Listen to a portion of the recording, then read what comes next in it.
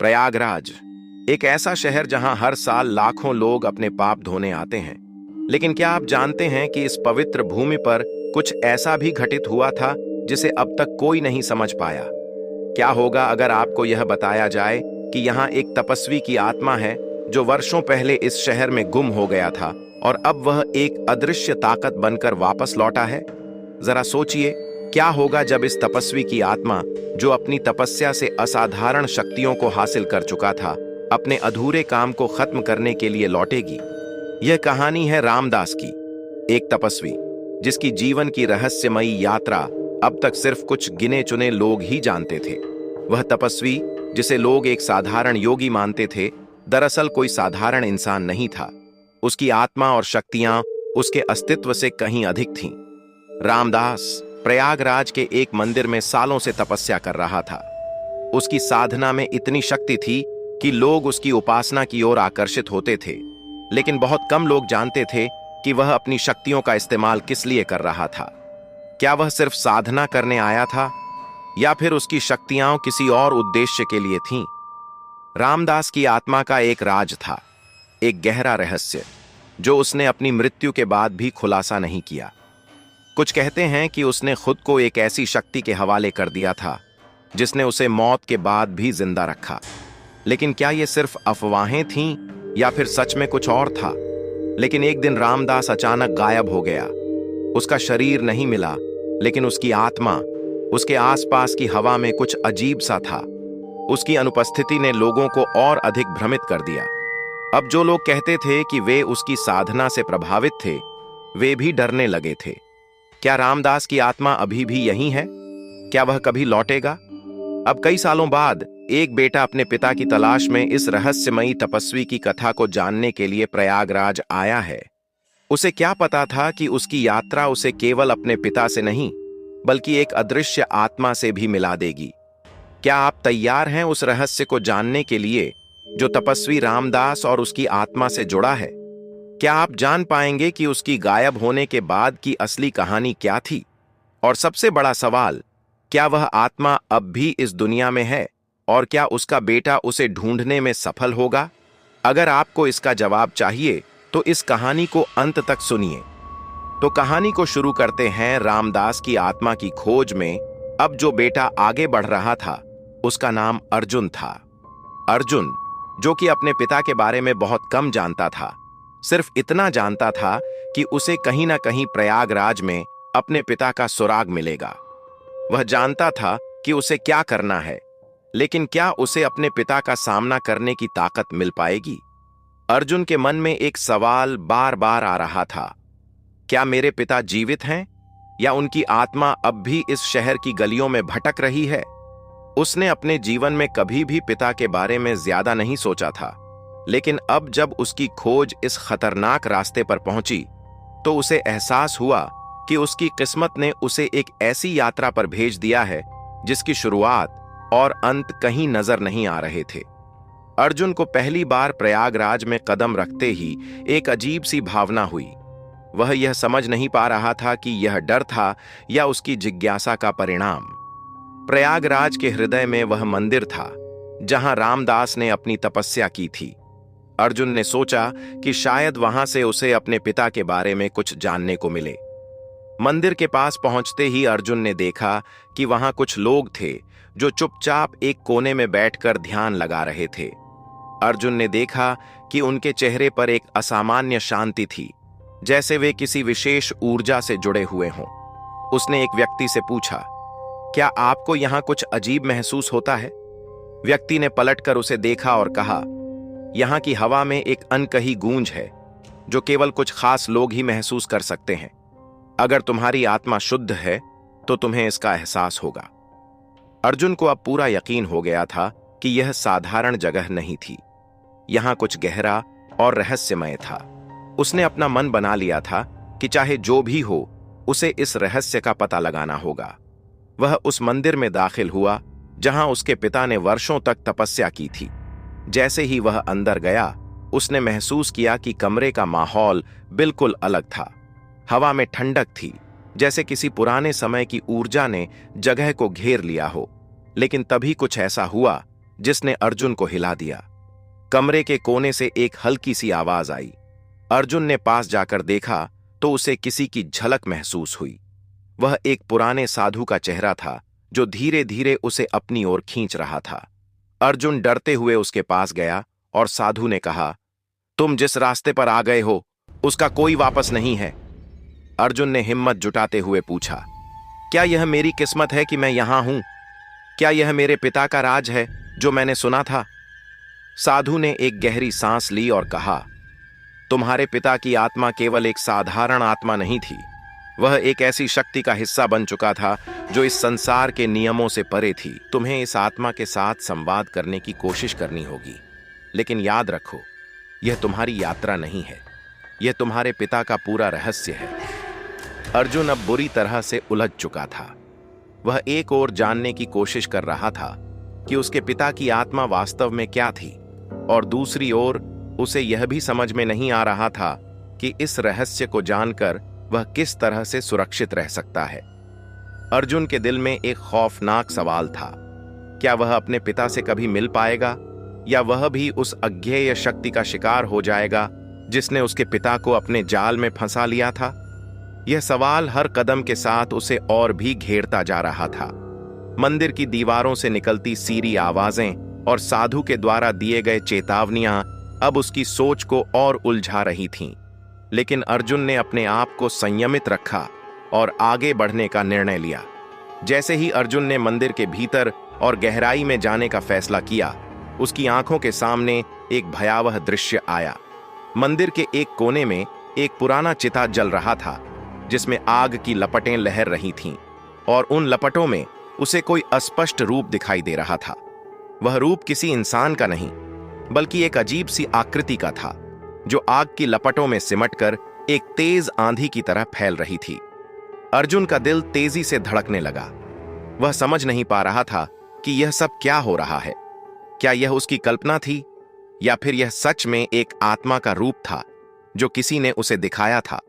अचानक उस आकृति ने पलटकर अर्जुन की ओर देखा और उसकी आंखों में एक चमक आ गई जो उसे पूरी तरह से हिला गई। वह आकृति धीरे धीरे अर्जुन की ओर बढ़ने लगी, और अर्जुन को ऐसा लगा कि वह कोई अदृश्य ताकत है जो उसे अपने साथ खींचे जा रही हो। तुम मुझे क्यों देख रहे हो? आकृति की आवाज में एक अजीब सा सम्मोहन था। अर्जुन ने कांपते हुए उत्तर दिया, क्या आप मेरे पिता हैं? क्या आप वही आत्मा हैं जो मुझे तलाशने भेजी गई थी? आकृति ने एक गहरी हंसी हंसी और कहा, तुम्हारे पिता का आत्मा अब इस धरती से चला गया है। वह अब किसी और रूप में अस्तित्व में है। तुम जिसे ढूंढ रहे हो वह तुम्हारे भीतर ही है। तुम जो देख रहे हो वह तुम्हारे पिता की नहीं, बल्कि तुम्हारी अपनी आत्मा की शक्ति है जो इस मंदिर के रहस्यों से जुड़ी हुई है। अर्जुन चौंक गया। उसकी समझ में नहीं आ रहा था कि यह क्या हो रहा था। क्या वह सचमुच अपने पिता की आत्मा से मिल चुका था? क्या वह उस रहस्य के नजदीक पहुंच चुका था जिसे वह इतने सालों से समझने की कोशिश कर रहा था? तुमने जो सुना था वह सच था। आकृति ने अपनी बात जारी रखी। तुम्हारे पिता ने इस मंदिर में तपस्या की थी, लेकिन वह सिर्फ एक साधारण तपस्वी नहीं थे। वह एक शक्ति के भागीदार थे जो जीवन और मृत्यु के बीच का रास्ता खोलने की क्षमता रखती थी। अब तुम जान जाओगे कि तुम्हारा असली कर्तव्य क्या है। अर्जुन के मन में बवंडर मच गया। उसे अब समझ में आ रहा था कि उसका जीवन केवल एक साधारण इंसान का जीवन नहीं था। वह किसी विशेष उद्देश्य के लिए पैदा हुआ था। लेकिन क्या वह इस उद्देश्य को निभा पाएगा? तुम्हें इसे स्वीकार करना होगा, आकृति ने फिर कहा। तुम्हें अपने पिता की आत्मा को शांति देना होगा, और तभी तुम इस रहस्य से बाहर आ पाओगे। अर्जुन के मन में अब एक और सवाल था। क्या उसके पास वह शक्ति है जो इस खतरनाक यात्रा को समाप्त कर सके? क्या वह सचमुच अपने पिता की आत्मा को शांति दे पाएगा, और क्या वह खुद को इस रहस्य से बाहर निकाल पाएगा? अर्जुन ने एक गहरी सांस ली और ठान लिया कि वह अब इस रहस्य को हल करेगा। उसे विश्वास था कि वह जितना भी डर रहा था उसे मात देनी होगी। वह इस यात्रा को किसी भी हालत में खत्म करेगा, और उसे अपने पिता से जो भी सीखने को मिला उसे अपने जीवन में लागू करेगा। अर्जुन का मन अब पूरी तरह से उलझ चुका था। उसके सामने रहस्यों के काफी परतें खुल चुकी थीं, लेकिन अब उसे यह भी समझ में आ रहा था कि उसे केवल इन रहस्यों का हल नहीं खोजना था, बल्कि अपने पिता की आत्मा को शांति भी देनी थी। यह उसकी यात्रा का सबसे मुश्किल हिस्सा था, क्योंकि अब उसे खुद को भी साबित करना था कि वह इस जिम्मेदारी के काबिल है। मंदिर की गहरी अंधेरी गलियों में अर्जुन की आत्मा का संघर्ष अब अपने चरम पर था। वह उस आकृति के शब्दों को याद करता रहा जो उसके दिलो दिमाग में गूंज रहे थे। तुम्हारे पिता की आत्मा अब इस धरती से चली गई है, आकृति ने कहा था। वह अब किसी और रूप में अस्तित्व में है। इसका मतलब था कि अर्जुन का पिता अब एक शक्तिशाली आत्मा बन चुका था, जो किसी खास उद्देश्य के लिए इस धरती पर छोड़ा गया था। लेकिन वह उद्देश्य क्या था? अर्जुन ने एक बार फिर अपनी सारी ताकत जुटाकर मंदिर के एक और गहरे कोने में कदम रखा। अचानक उसकी नजर उस जगह पड़ी जहां पहले केवल अंधेरा और धुंध थी। अब वह जगह बिल्कुल बदल चुकी थी। वहां एक प्राचीन वेदी थी, जिस पर किसी प्रकार का एक अजीब सा चिन्ह उकेरा गया था।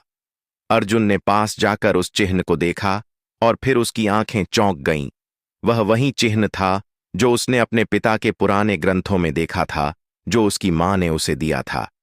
यह वही चिन्ह है, अर्जुन ने अपनी सांसें थामते हुए कहा। क्या इसका मतलब यह है कि मेरे पिता ने इस वेदी पर बैठकर कोई विशेष अनुष्ठान किया था? इतना कहते ही अचानक उसकी सामने की दीवार से एक तेज आवाज आई। वह दीवार धीरे धीरे खुलने लगी और सामने एक और गुफा उभरकर सामने आई। अर्जुन ने बिना डर के उस गुफा में कदम रखा। अब उसका सामना उस रहस्य से होने वाला था जिसे वह इतने दिनों से खोज रहा था। गुफा के अंदर एक भयंकर रोशनी उसकी आंखों में समाने लगी। अर्जुन के चेहरे पर एक डर और ताकत का मिश्रण था। वह उस रोशनी की ओर बढ़ने लगा। जैसे ही वह अंदर और गहरे तक बढ़ा, उसने देखा कि वहां एक पुरानी वेदी थी और उस वेदी पर एक आत्मा बैठी हुई थी। वह आत्मा कोई और नहीं बल्कि अर्जुन के पिता की आत्मा थी। पिता, अर्जुन ने कांपते हुए कहा, क्या आप वही हैं? पिता की आत्मा ने उसकी ओर देखा और कहा, हां बेटा, यह मैं ही हूं। तुमने सही रास्ता अपनाया, लेकिन तुम्हारा काम अब पूरा नहीं हुआ। तुम्हें यह समझना होगा कि तुम्हारे पास एक बहुत बड़ी जिम्मेदारी है। तुमसे पहले किसी ने भी इसे नहीं निभाया, लेकिन अब तुम पर यह दायित्व है। अर्जुन को अब पूरी सच्चाई समझ में आ रही थी। उसका पिता कभी एक साधारण तपस्वी नहीं था। वह एक शक्तिशाली साधक था जो जीवन और मृत्यु के बीच का संतुलन बनाए रखने के लिए मंदिर में तपस्या कर रहा था। लेकिन वह अब भी इस दुनिया में था, क्योंकि उसने एक विशेष साधना के जरिए अपने शरीर को छोड़ दिया था और आत्मा के रूप में रहने आया था। पिता, मुझे कैसे पता चलेगा कि मुझे यह जिम्मेदारी किस तरह निभानी है? अर्जुन ने अपनी आवाज में थोड़ी आशंका के साथ पूछा। पिता की आत्मा ने एक गहरी सांस ली और कहा, तुम्हें वह शक्ति मिली है जो तुम्हारे भीतर हमेशा से थी। तुम्हें उस शक्ति का सही तरीके से इस्तेमाल करना होगा। तुम्हारे सामने एक अंतिम परीक्षा है। तुम जब तक इस परीक्षा को पार नहीं करोगे, तब तक तुम्हारी आत्मा भी शांति नहीं पा सकती। अर्जुन ने साहस जुटाते हुए कहा, मैं यह परीक्षा पास करूंगा पिताजी। अब अर्जुन के सामने एक अंतिम चरण था। वह उस वेदी पर बैठा और जैसे ही उसने अपनी आंखें बंद कीं, उसने महसूस किया कि उसका शरीर और आत्मा एक हो गए हैं। एक तेज रोशनी ने उसे घेर लिया और अचानक उसे ऐसा महसूस हुआ कि वह किसी अन्य लोक में पहुंच गया है। यहां से अर्जुन ने अपने पिता की आत्मा के साथ मिलकर उस शक्ति का सही उपयोग किया जो उसे दी गई थी। वह जान चुका था कि यह केवल एक आत्मा का मोक्ष नहीं, बल्कि एक नई शुरुआत थी। अर्जुन ने अपनी पूरी ताकत लगाकर उस वेदी से जुड़े रहस्यों को हल किया और अपने पिता की आत्मा को शांति प्रदान की। काफी समय बाद अर्जुन उस मंदिर से बाहर आया। उसकी आंखों में एक नई चमक थी और उसका दिल संतोष से भरा हुआ था। उसने महसूस किया कि अब वह पूरी तरह से तैयार था एक नई दुनिया में कदम रखने के लिए। अगर आपको इस रोमांचक कहानी का अंत पसंद आया हो, तो चैनल को लाइक और सब्सक्राइब करना न भूलें। इस तरह की और भी दिलचस्प और रहस्यमय कहानियों के लिए हमारे चैनल भूतिया डेयरी के साथ जुड़े रहें। यह कहानी आपको कई और राज खोलने के लिए प्रेरित करेगी और आप हमें और भी कहानी के लिए प्रेरित करेंगे।